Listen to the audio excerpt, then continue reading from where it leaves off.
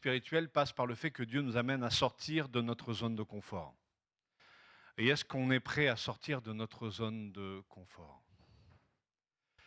Dieu a des demandes qui nous surprennent, n'est-ce pas? Par exemple, si Dieu vous demandait là, maintenant, tout de suite, de partir, d'aller dans la plus violente des dictatures de notre pays, pour y proclamer le message suivant: encore 40 jours et votre pays sera anéanti. Qui y va? Moi, si Dieu me parle comme ça, je lui dis: attends, j'ai plein de gars bien, je peux te donner des noms. C'est pourtant ce que fera Jonas, ce prophète qui va prendre la poudre d'escampette pour aller se réfugier loin de la face de l'Éternel. Alors, est-ce que ça fonctionne? On va essayer. C'est pas le bon. C'est celui-là. La parole de l'Éternel fut adressée à Jonas, fils d'Amittai. Lève-toi, pars pour Ninive, la grande ville. Prononce des menaces contre elle, car sa méchanceté est arrivée jusqu'à moi. Et Jonas se leva pour fuir à l'opposé, à Tarsis, loin du Seigneur. Il se rendit à Jaffa, où il trouva un navire prêt à partir pour Tarsis.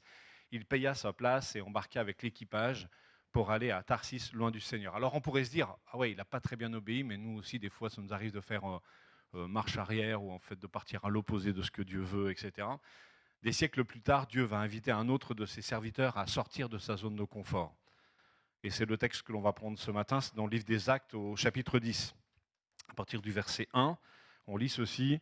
Il y avait à Césarée un homme appelé Corneille, qui était centurion dans un bataillon romain, dit le bataillon italien.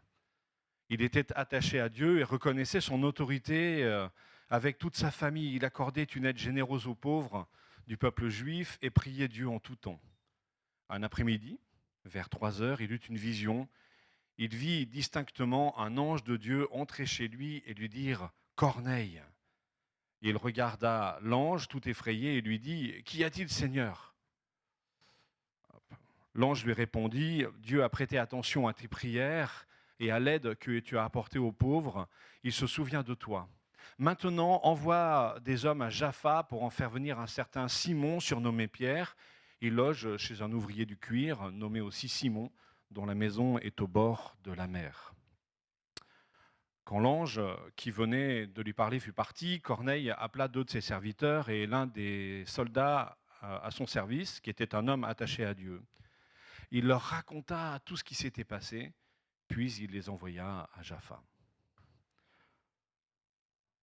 Le lendemain, tandis qu'ils étaient en route et qu'ils s'approchaient de Jaffa, Pierre monta sur le toit en terrasse de la maison vers midi pour prier.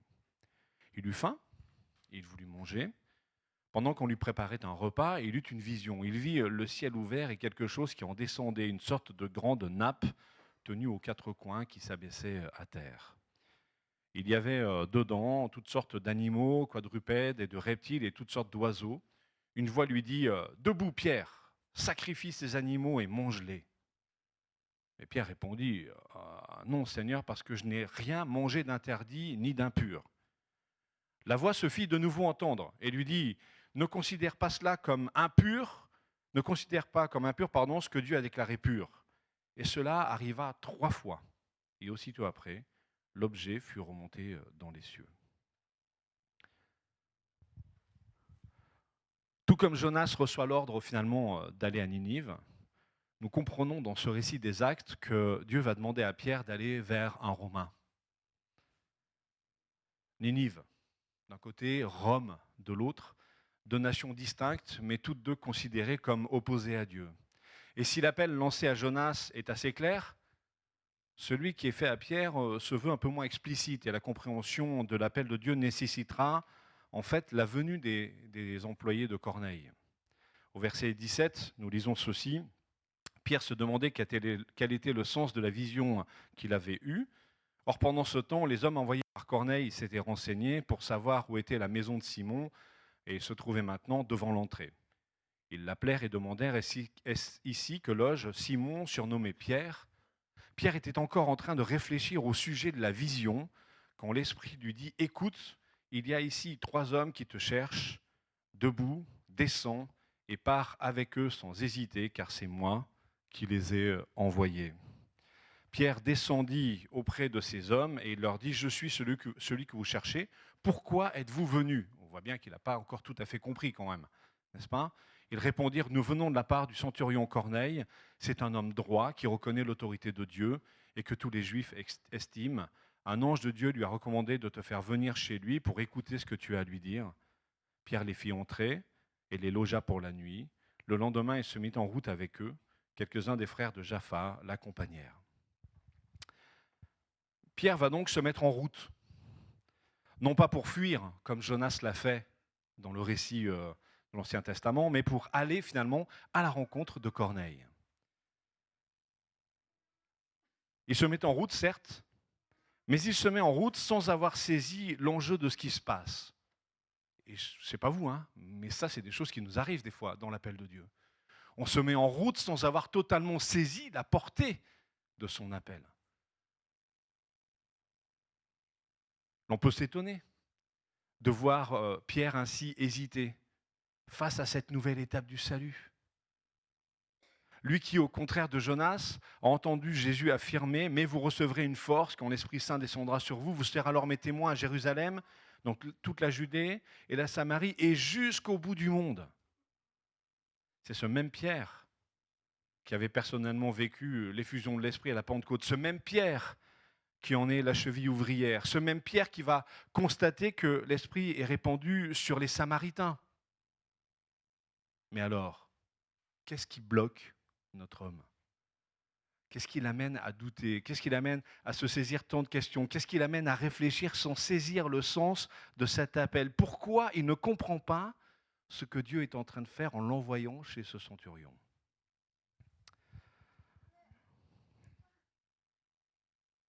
Pierre va, par 3 fois, être confronté à une vision d'animaux impurs et par 3 fois, Dieu va lui demander d'en manger.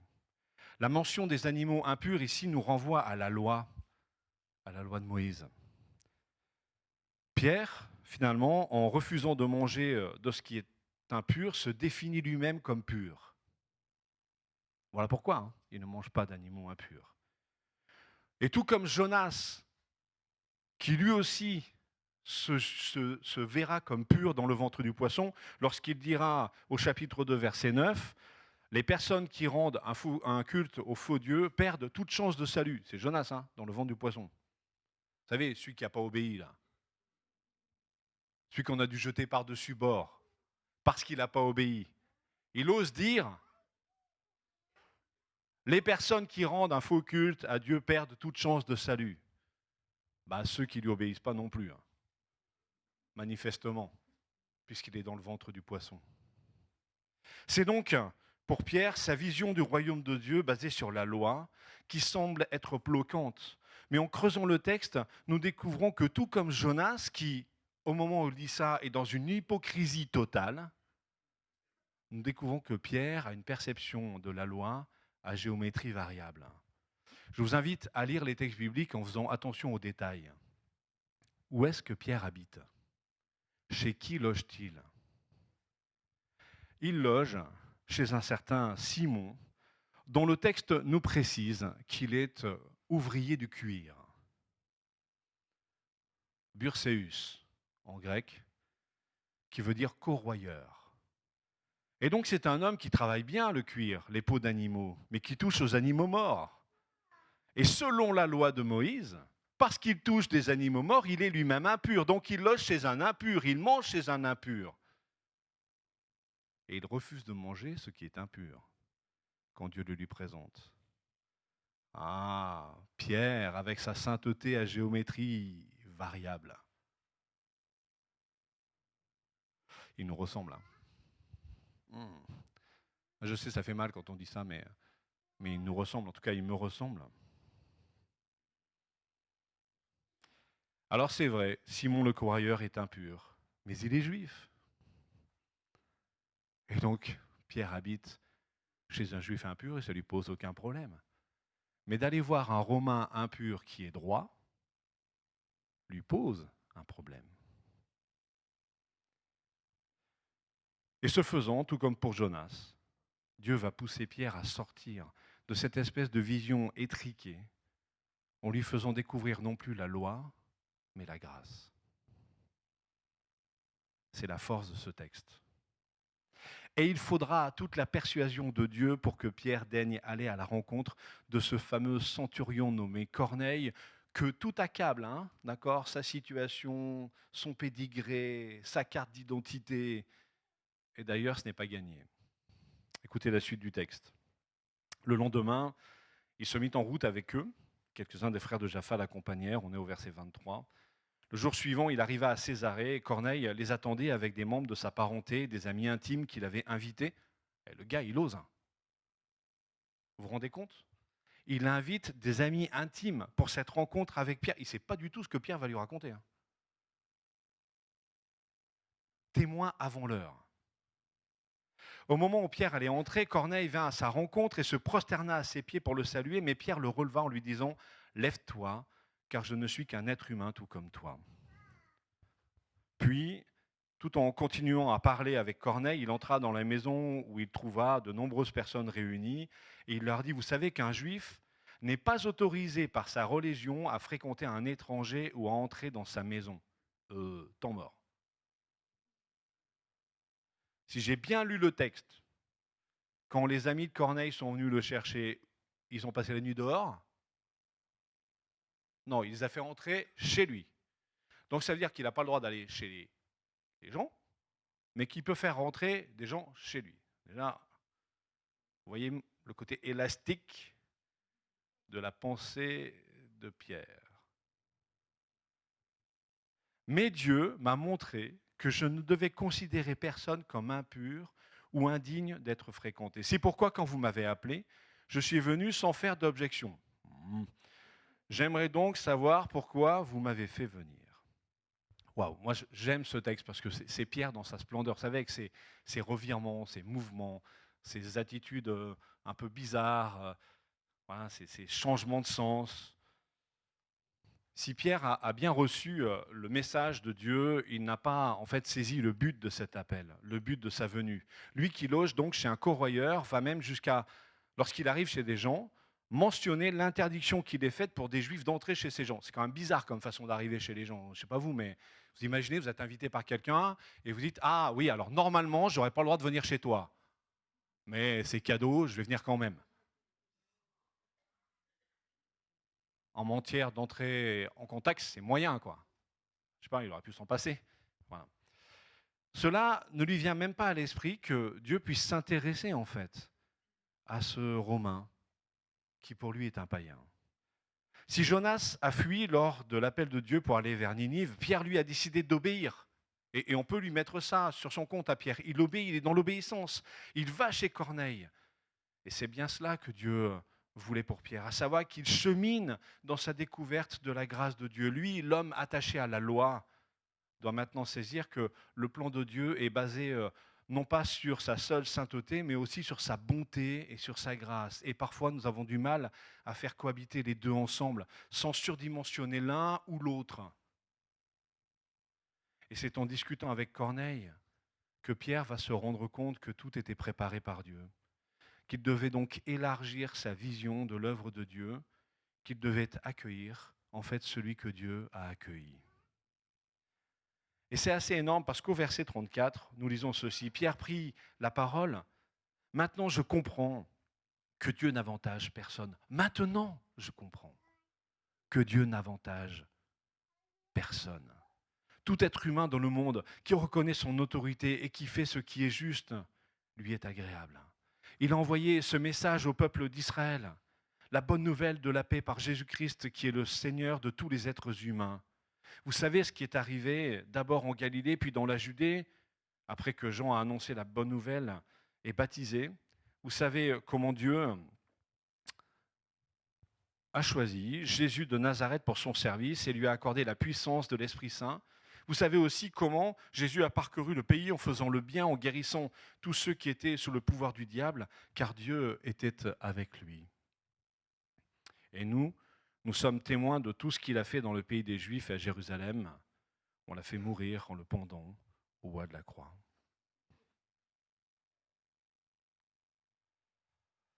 Mais Dieu l'a ressuscité le troisième jour, lui a donné d'apparaître non à tout le peuple, mais à nous que Dieu a choisis d'avance comme témoins. Nous avons mangé et bu avec lui après que Dieu l'a ressuscité d'entre les morts. Il nous a recommandé d'annoncer la bonne nouvelle au peuple et d'attester qu'il est bien celui que Dieu a établi pour juger les vivants et les morts. Tous les prophètes ont témoigné à son propos en disant que toute personne qui croit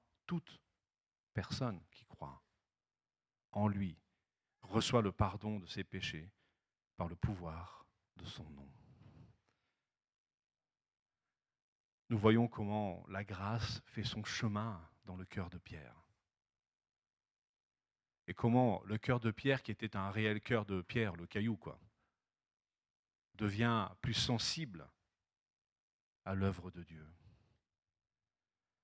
Maintenant, je comprends vraiment que Dieu accueille tout le monde. On pourrait traduire, je comprends que Dieu n'est pas partial, que Dieu ne fait pas de favoritisme. Étymologiquement, le terme grec évoque le fait de recevoir quelqu'un en fonction de son visage ou de son apparence. Alors ouais, on le sait tous, Dieu n'est pas comme ça. Et on se demande presque comment Pierre ne l'a pas compris. Comment il ne l'a pas compris avant. Parce que franchement, s'il y en a un qui aurait pu être mis sur le banc de touche, ben c'est Pierre. Parce que s'il y en a un, alors je sais bien, les autres n'ont pas été à la hauteur, ils sont tous barrés. Mais s'il y en a un qui a renié, un qui par 3 fois a dit ah, je ne le connais pas, c'est Pierre. Et si Jésus avait fait œuvre de favoritisme, alors Pierre n'aurait jamais eu la place qu'il a eue parmi les disciples. Jamais. Pierre, il connaît la grâce de Dieu, il a vécu la grâce de Dieu. Et on se demande presque pourquoi il n'a pas compris avant ce que Dieu voulait faire. On se demande presque comment il n'a pas saisi cette réalité d'un Dieu bon, juste, qui ne peut pas être partial. Dieu accueille tout le monde. Dieu n'est pas une sorte de videur à l'entrée du royaume des cieux qui décide de laisser entrer ou pas les gens en fonction de leur tenue, de leur figure ou de leur pédigré. Dieu accueille tout le monde. Il ne nous accueille pas en fonction de notre façon de nous habiller ou de nombre de followers que nous avons sur Insta. Il ne nous accueille pas en fonction de notre appartenance religieuse ou de notre façon de prier ou même de lire la Bible. C'est sur une autre base qu'il nous accueille. Pierre le dit, si quelqu'un le respecte avec confiance et fait ce qui est juste, cette personne plaît à Dieu. 2 conditions donc, craindre Dieu et pratiquer la justice. En d'autres termes, avoir une vraie démarche de foi et une volonté de conformer sa vie en conséquence, la cohérence. C'est suffisamment large pour ne pas tomber dans le légalisme et le discours moral, parce que l'évangile, ce n'est pas une morale, c'est autre chose. Et c'est suffisamment précis pour inviter à une démarche personnelle sincère et sérieuse pour ne pas tomber dans le libéralisme. Il ne s'agit donc pas de dire que Dieu accueille n'importe qui, n'importe comment, qu'il est toujours content quoi qu'on fasse. Non, non. Dieu accueille celles et ceux qui viennent à lui avec un cœur qui le cherche, avec ce désir d'être transformé par lui. Dieu accueille tous ceux qui vont à lui dans cet état d'esprit, dans cette démarche de foi, qui que ce soit, quel ait été son chemin de vie, quelle que soit sa situation personnelle présente. Voilà l'accueil que Dieu réserve à celui et celle qui le cherchent. En réalité, c'est une autre façon de parler de la grâce de Dieu. Dieu accueille favorablement tous ceux qui viennent à lui et il ne met pas d'autre préalable à son accueil que la foi. Il n'y a pas de rite, il n'y a pas de mérite. Tout est accompli. On a pris ce repas-là, juste à l'instant, qui nous rappelle que tout est accompli. Si Dieu accueille tout le monde, eh bien c'est parce qu'il a fait le nécessaire. Il a fait le nécessaire pour permettre cet accueil sans condition. En Christ, tout est accompli. La porte d'entrée vers Dieu n'est autre que la croix, rien d'autre que la croix. Pierre l'affirmera le jour de la Pentecôte, il dira, désormais, toute personne qui croit en lui reçoit par son nom le pardon des péchés. Toute personne qui croit en lui reçoit par son nom le pardon des péchés. Cela signifie que qui que nous soyons ou quoi que nous ayons fait, Dieu nous accueille gratuitement et qu'il nous donne la possibilité d'un nouveau départ, parce que Christ est mort et ressuscité pour nous, parce que tout est accompli en Jésus. Et c'est là le vrai piège qui vient peut-être parfois manger la grâce dans nos comportements, dans nos communautés. C'est que des fois, nous voulons la croix plus. Des fois, nous disons aux personnes, non, mais il y a la croix, puis après, il y a plus. On va rajouter des choses. Mais il n'y a pas des choses. À la croix, tout est accompli. Il n'y a rien à ajouter. Il n'y a rien à faire de plus. Il n'y a pas de rite ou de mérite. Il y a la croix. Et nous dans tout ça? Dieu accueille tout le monde, mais et nous? Qu'en est-il de nous, de son Église? Je mets l'Église de Poitiers dans le lot, hein, je vous rassure. Accueillons-nous vraiment tout le monde? Avant d'entrer dans le ministère, j'ai travaillé au Havre, au SAMU social. Je ne sais pas si vous connaissez un peu comment ça marche, le SAMU social, mais on avait un camion et on faisait le tour, on faisait des maraudes et tout ça, et on prenait à bord les SDF qui voulaient bien venir dans notre centre. Et donc, on avait pris voilà, un certain nombre de gars qu'on avait emmenés. Et puis, avec l'équipe, on s'était mis d'accord pour ne pas rentrer par la porte centrale. On avait un grand hall. Il y avait 250 bonhommes dans le bâtiment, donc il y avait un peu de monde. Et on s'était dit, pour leur dignité, on ne va pas passer par la porte où tout le monde va les voir. On va faire le tour, on va passer par une petite porte, comme ça on accède au vestiaire, ils vont à la douche, ils se préparent bien, puis après on va voir le cuistot, on fait faire un repas, et puis comme ça c'est dans la dignité, quoi. Voilà. On était tous d'accord, on était passés par l'arrière, tout ça. Puis moi j'accompagnais un gars, alors je ne sais pas depuis combien de temps on était dans la rue, mais ça faisait très très très très longtemps. Il ne sentait pas très bon, et il se grattait partout, tout ça, etc. Bon bref, c'était un peu compliqué, et je lui dis, bah voilà, il y a le vestiaire, vous faites quelle taille, tout ça, donc on choisit des habits, je lui donne un petit truc, un petit sac avec du savon, du shampoing et tout ça. Et je lui dis, bah, les douches sont là, on se retrouvera après, à tout à l'heure. Et j'ai pas eu le temps de finir que le gars, il m'a pris dans ses bras, il m'a serré comme ça. Et moi, le réflexe immédiat, c'était après la douche.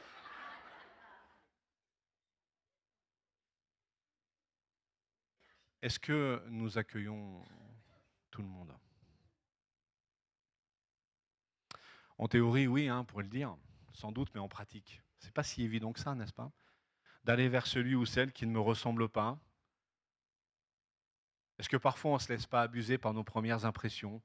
Une sorte de délit de faciès quelque part. Oh là, lui, oula, non, quelqu'un d'autre va aller lui dire bonjour.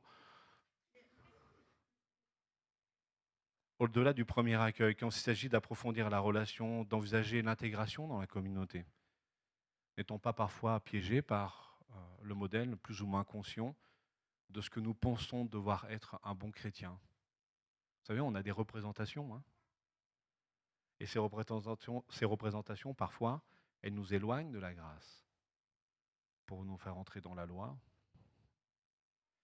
Dans nos églises, on a parfois beaucoup de mal à intégrer des profils atypiques, des cheminements qui sortent des sentiers battus. Je me rappellerai toute ma vie, on était avec un groupe de jeunes, on était parti à Pâques 2000, c'était à l'époque, et on avait vu pas mal on avait vu Harry Vatanen qui était venu parler de sa foi. Vous connaissez Harry Vatanen, pilote de course. Alors les gars, ils étaient tous là, ouais, trop bien, et tout ça. Voilà, bon bref, il y avait eu Kim Puck, la jeune fille qu'on voit courir sur une photo avec du napalm qui explose derrière, le dos brûlé, qui est venu parler du pardon et tout ça, c'était un truc de dingue. Et là, on voit arriver un gars, mais une armoire à glace, des tatouages, il n'y avait pas un morceau de sa peau qui n'était pas tatoué. Et il arrive et il dit bonjour, je suis pasteur en Irlande. Et là, tout le monde a regardé en disant waouh, c'est quoi cette église? Et en fait, le gars, il avait été terroriste pour l'IRA, en fait. Et il s'était converti. Et il portait sur lui toutes les marques de son ancienne vie. Il ne pouvait rien faire. Hein. Tatouage, tatouage. Mais vous vous rendez compte les représentations qu'on a? Ah non, toi, tu ne peux pas être pasteur, toi. Oula. Les représentations que l'on se fait parfois. Vous savez, cette représentation du bon chrétien qui va au culte presque tous les dimanches, qui cite l'apôtre Paul, je lui provoque, hein, qui cite l'apôtre Paul dans ses prières, qui écoute de la louange dans sa voiture, qui a un poisson autocollant collé à l'arrière de sa voiture, magnétique, pour cause de témoignage, des fois on peut l'enlever, pour qui le film de Jésus est le sommet du 7e art et qui aime le pécheur mais déteste le péché. Enfin, des fois on mélange un peu les deux. Bref, Dieu accueille tout le monde et nous. Allez, je finis. L'apôtre Pierre a accepté de se laisser bousculer dans le confort de ses certitudes par sa rencontre avec Corneille. Sa vision de Dieu et du royaume de Dieu ont été bouleversées par cette rencontre à la fois avec Dieu puis avec cet homme droit en dehors de tous les codes. Vous savez, si nous restons dans le confort de nos certitudes, dans nos schémas préconçus, notre vision de Dieu et de son royaume va devenir de plus en plus étriquée, fermée, étroite. Mais si nous proclamons le salut en Jésus-Christ, si nous affirmons que par lui, le Dieu de grâce accueille tout le monde, alors faisons nôtre cette promesse divine qui affirme que toute personne qui croit en lui reçoit par son nom le pardon des péchés. Alors une question, est-ce que vous êtes prêts, tout comme moi d'ailleurs, à être bousculés par Dieu ? Est-ce que vous êtes prêts à voir des personnes venir à Christ et qui n'entreront pas dans nos schémas préétablis d'Église ? Est-ce que nous sommes prêts à vivre un réveil et à voir comme Jonas ou Pierre des milliers de personnes se tourner vers Dieu ? Pour les pasteurs que nous sommes, c'est parfois la hantise. On se dit ouais, comment je vais gérer tout ça. Bon bref, sommes-nous prêts à nous laisser bousculer par la manière dont l'Esprit appelle et convainc ? Allez, je vous raconte encore une petite histoire. On était à Montluçon. Et à Montluçon, on avait une dame dans l'église qui s'était convertie et on discute comme ça. Et je dis, ah, comment toi t'es venu à Jésus, tout ça. Et puis elle me dit, bah voilà, j'allais pas bien. Et dans ma rue, il y avait une dame qui tirait les cartes. Alors je l'ai appelée et je lui ai dit, salut, est-ce que je peux venir chez toi pour tirer les cartes ? Puis elle lui a dit, ouais, je fais plus ça du tout, hein. Mais j'ai mieux, viens. Alors il y est allé et cette dame lui a parlé de Jésus. Elle s'était convertie, elle lui a parlé de Jésus et tout ça. Enfin, en tout cas, elle avait fait une expérience avec Jésus. Elle lui a parlé de Jésus et la petite dame, qui s'appelait Suzanne, pas terrassée par l'Esprit Saint, tac, à genoux, elle s'est mise à pleurer, à reconnaître son péché. Elle est repartie toute joyeuse et puis c'est devenu une chrétienne authentique qui servait Dieu, qui aimait Dieu et tout ça. Puis quelques temps plus tard, elle a dit, bah, tiens, je vais prendre des nouvelles de cette dame qui m'a amené à Jésus. C'était dans sa rue, hein. Elle l'a appelé, elle lui a dit, ouais, comment tu vas avec toi? Grâce à toi, j'ai découvert Jésus, ça a changé ma vie, c'est top et tout ça.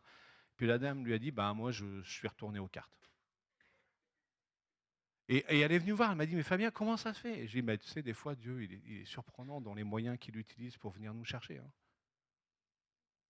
Moi, je n'ai pas de réponse à ça. Mais est-ce que nous sommes prêts à nous laisser bousculer par la manière dont l'Esprit appelle et convainc? Est-ce que nous sommes prêts à être des dispensateurs de sa grâce? Seigneur, nous te prions et te demandons dans ta grâce de venir à notre secours. Nous qui sommes parfois enfermés dans nos schémas préétablis, dans notre conception de toi, nous qui t'enfermons dans des boîtes, bien souvent. Donne-nous d'être dans cette relation avec toi, comme Pierre l'était d'ailleurs, pour, à travers notre intimité avec toi, découvrir ce que tu veux pour chacun de nous. Seigneur, donne-nous de voir ta grâce se développer dans la vie de celles et ceux qui nous entourent. Donne-nous d'être des dispensateurs de ta grâce.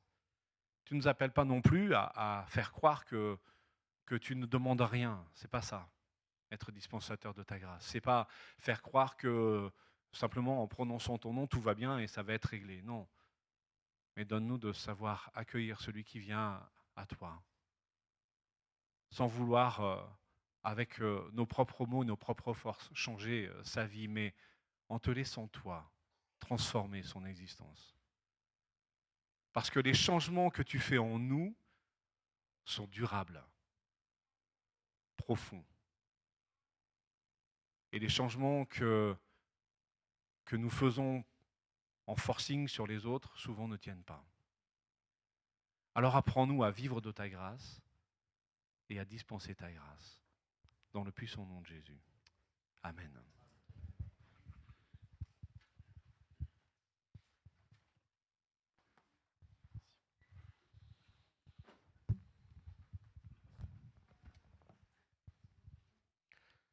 Merci beaucoup Fabien pour ce super message et qui tombe vraiment bien parce que c'est vrai qu'on est dans une période, nous, à l'Église, de croissance et c'est vrai que ça pose des questions de comment est-ce qu'on accueille les gens, qu'est-ce que le Seigneur attend de nous. Donc voilà, sans transition, on va souhaiter la bienvenue aux gens qui nous visitent ce matin et qui viennent ici pour la première fois. Donc je vous invite, comme c'est la tradition, à juste vous lever s'il y a des gens qui ne sont jamais venus et nous dire votre prénom et d'où vous venez. Donc, est-ce qu'il y a des nouvelles personnes ce matin à l'église? Non, on n'a que des vieux.